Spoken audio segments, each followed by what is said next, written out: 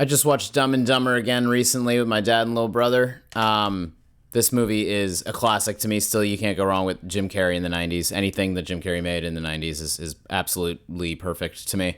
You also get Jeff Daniels lifting his legs up to have like the meanest shit of his life, apparently, after taking some X-Lax. You know, there's a huge difference between that and his opening speech in the pilot of The Newsroom. These are these actors have a lot of range, clearly, but this could be these types of stories in these specific characters. This kind of like these stupid comedies are definitely like a hit or miss for some people, or I could see if they're divisive, if some people love or hate them. I think, like Freddy Got Fingered and movies like Basketball are like the funniest movies ever made. Like anything that's like a David Zucker or the Farrelly brothers, these are really good and funny movies. But yeah, it was funny watching it with my dad and brother, because my dad just kept saying like it's so hard to watch how stupid they are. They are so stupid, and it's so hard to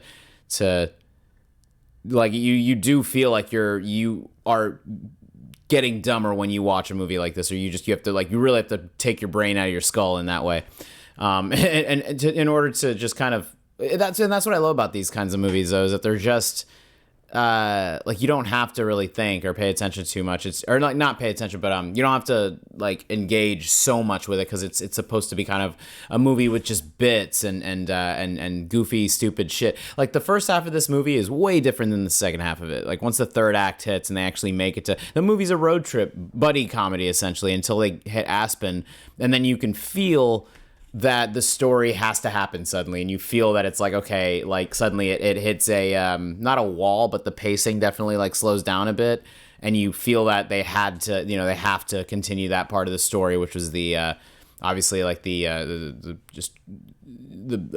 ransom money and all of that, the briefcase of money that they were carrying, and all the corrupt or the criminal activity that was happening around them without them knowing it. So yeah, once the movie hits, that certain part, it just shifts, or it just feels like different. You know what I mean? And speaking of that, my dad and I were talking about how the pacing of movies in general just feel differently now that when we revisit movies like this that are like 30 years old, or more. I personally love that, because I feel that when with movies especially, you are supposed to feel like you're a fly on the wall, and like that you are just witnessing something. The fun of movies is feeling like it's actually happening. The excitement of fantasy and fiction is to suspend your disbelief, and to obviously like just kind of give into that, and not take like to me the best way to have fun with something is, and I don't know, when I'm watching stuff I kind of feel I think so much of both. Like while I'm watching it, I'm like, okay, this is really happening, that's how I'm gonna enjoy it.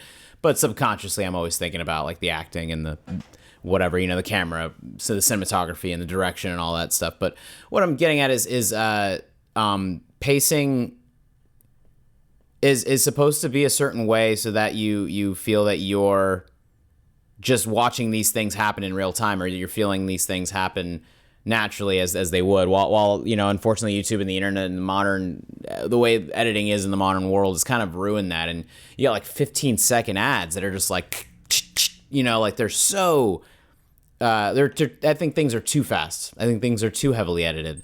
My God, was it a relief to watch like a good amount of David Lynch recently, and specifically Twin Peaks. I did some reviews on that, both the return and the original series, if you want to watch those. But David Lynch would take his time with a lot of stuff, and I love that he would do that. That you kind of you have a moment to just kind of think and ponder, or like not even ponder, but to kind of those slower moments, you have to come down in order to be able to bring the excitement back up, right?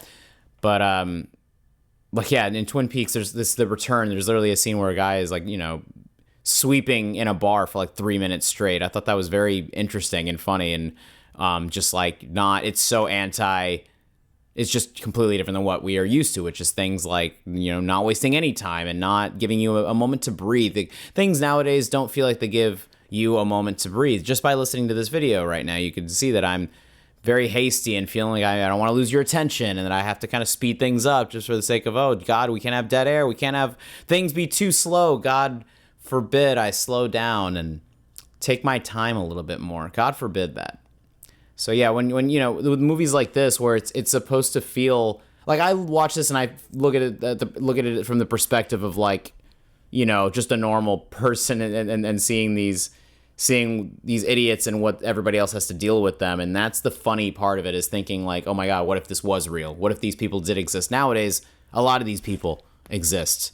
A lot of these people exist. They're just, instead of having their face down in some burgers and whatever the hell else, they're on their phones. They're buried in their shit or whatever. So, but this movie is, a lot like Idiocracy, where it's like you don't want to think this was a comical thing for people to be this stupid. Now, when I look at something like this, I wonder, can this movie compete with the stupidity of how bad how bad and stupid people are nowadays?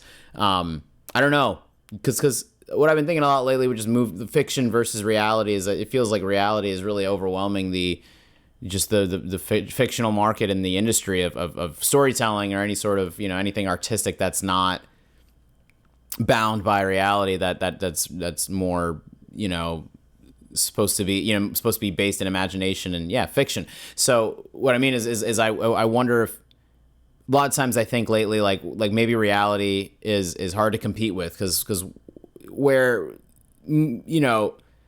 before reality TV shows, before YouTube, movies were supposed to be what if this was really happening, what if this was, and now it feels like the truth is stranger than fiction has never been more real, because I feel that movies have a hard time competing with like literally every single crazy ass thing that really happens, and people really being complete fucking idiots, or actually being crazy and doing some awful heinous shit. But I think about that a lot. I think like, can movies compete with real shit anymore? With the fact that everything is, we are seeing nothing but actual footage of some of the most insane moments in real life. Like, can documentaries even have? I mean, if anything, documentaries are flourishing because they have more real life footage now more than ever. But do you know what I mean? Does that make sense? What I'm saying? I don't know. I wonder if something like this. My little brother felt like, it seemed like he's 16. It seemed like he was a little underwhelmed by this. Any movie I've shown him that I thought was hilarious, first of all, he doesn't really find funny. Or his sense of humor is just, I think it's broken because of how depressing his reality is. His upbringing as a Gen Zer, I think his reality has just been kind of tainted by a lot of things, or what makes him. I have no idea what makes him laugh. I'm kind of like, he didn't like this. He didn't like Freddy Got Fingered. I have nothing. I don't know if I have anything left as far as like what he will find funny. My dad was. I love that my dad and me were still. My dad and I were still enjoying it a ton. I was laughing my ass off. This movie is good for like stoners. This is a good like drunk movie or a good stoned movie where you're really supposed to be like in a hazy like absolutely mindless. That's why I like this stuff though, because I love thought-provoking stuff and I love like some deep shit, but sometimes I really enjoy completely turning off and unplugging the cable from my mental outlet, I suppose, and just like being like, oh wow, look at Jim, the how much of the movie Jim Carrey is just doing weird faces and weird shit. And it doesn't even feel that it's like a part of the like the story or script, and it doesn't have anything to do with anything. That's my favorite part of this, is him. Jeff Daniels is like an actor, and like it did Speed before this, and did or around that time, actually. Maybe Speed came out the year after, right? I think that came out in like 95. This is 94, so yeah, that was, you know what I mean? Jeff Daniels is like a serious actor. Watch The Newsroom, watch anything, anything like that, The Squid and the Whale, I believe that was him in that as well. He's fantastic. I really appreciate Jeff Daniels. But then Jim Carrey is like, there's a perfect chemistry with that, where Jeff Daniels is playing it real, like he's playing it like he's just acting and treating it as if it's an actual moment that's happening, and Jim Carrey is like the complete opposite of that, and doing his like In Living Color type of thing, where he's just being absolutely like ridiculous and off the rails. And of course, just because he's Jim Carrey, and then again, he's Jim Carrey in the 90s, he is the scene stealer. He is the main reason to watch this, which is why I love like Jeff Daniels, just kind of like the contrast of that, and the both of them being so having such different approaches to the movie as actors. It's got a really lovely dynamic in that way. And then the Farrelly, I believe it was the Farrelly brothers that directed this, right? Well, directed by Peter Farrelly. You get that, you get what I mean.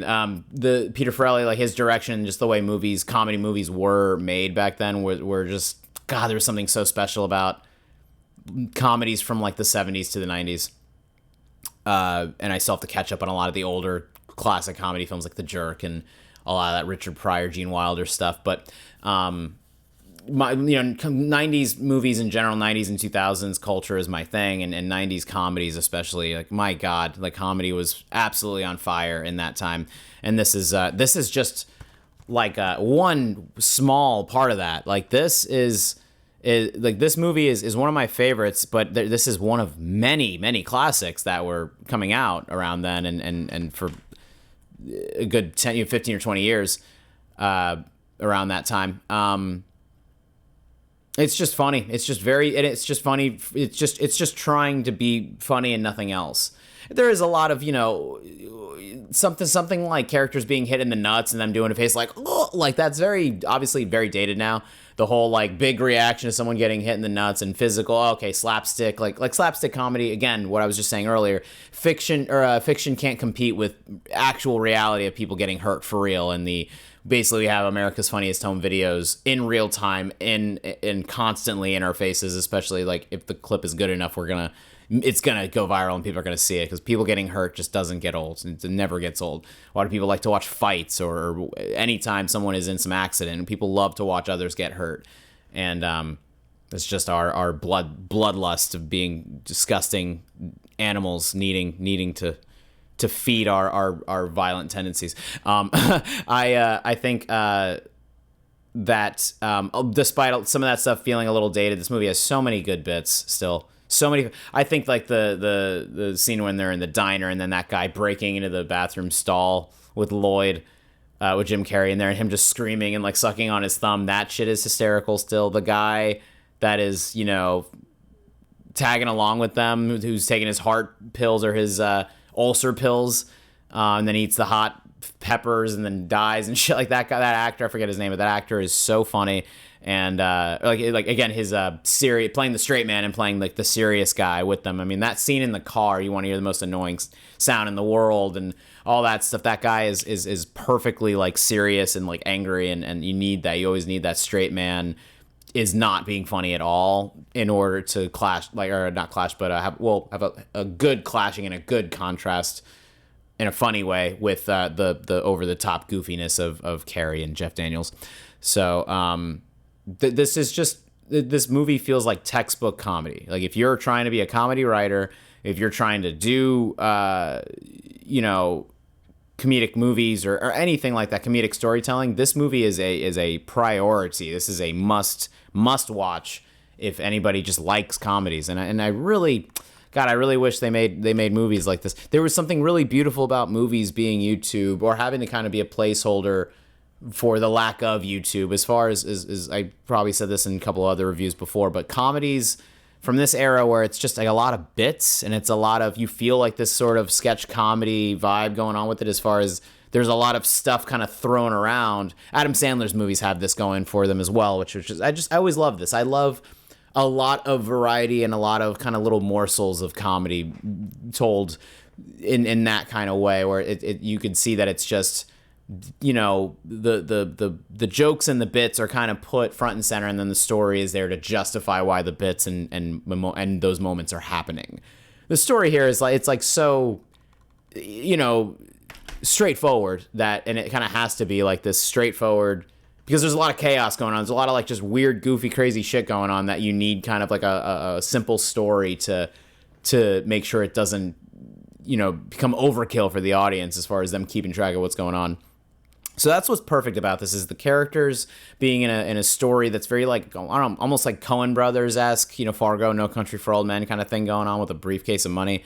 And that came out before both of those movies, actually. But yeah, it's got like a lot of just classic comedy things going on in it. That's what makes it work. It makes the movie work so well, for me at least, and what makes me just enjoy watching it every single time I do watch it is it's it's trying to make you feel good and smile and laugh and have a good time and be, stupid. You are okay. At least I'm okay. Maybe my dad and little brother aren't, because they're a lot smarter than I am. But you have to be okay with like just making this movie making you feel stupid, and the enjoyment of that. The enjoyment of, no different than like Stan Marsh when he's getting older and looks at everything is just shitty in the world and he has to get drunk to go and watch, Jack and Jill or whatever the hell. That's like how I look at it. Is like you kind of have to just you do have to separate your adult brain. You have to separate your rational brain or your logical brain. You have to completely detach from that in order, and you don't have to do that to enjoy the movie. Like, the movie's just funny, but I enjoy stuff like this absurdist humor, like Tim and Eric or anything like that. I love allowing myself to kind of let my brain melt away into some sort of just garbage like that, some funny garbage though. So yeah, I guess that's about it. I love comedy movies, and I love movies in general. I'm really enjoying doing these videos. I'm enjoying doing review. Sometimes I'm not gonna lie, there are times where I'm like watching a movie, I'm like, fuck, like I have to do a review about that. Like, or like I tell myself, I tell myself, like I have to tell myself to have fun with it, or just kind of enjoy talking about these things and not take it so seriously. But yeah, there are times where I'm not like, I just want to watch a movie and not pressure myself to do that. But then I get into talking about it, and I get really into talking about the movie, and I love talking about movies, and I love giving attention to the movies that I really love. And actually, nowadays it feels like whatever I put my attention to and whatever I decide to actually watch and try to be entertained by, I want to give it that attention with these videos, or I want to create something special with that. And for me, making review videos and just talking about movies and whatever I like, my hobbies that I like, talking about that stuff is fun for me. So even though sometimes this feels like a job, not that I'm Roger Ebert by any means, but this does feel like a job sometimes. Like, okay, yeah, I gotta watch the movie, I gotta do the review afterwards. As much as I kind of, feel the part-time job aspect of that or whatever, feeling like I'm, doing it a lot more than I think. I still enjoy it, and I still love talking about this stuff, and I just am having fun posting videos about whatever I feel like posting about. If you like that, then feel free to subscribe and check out more of my stuff. There's all sorts of other reviews of other movies, and I do food reviews every once in a while. So thank you so much. Thank you so much to anybody that's watching these, and I really appreciate you taking some time out of your day to listen to me talk about this. Have a great day.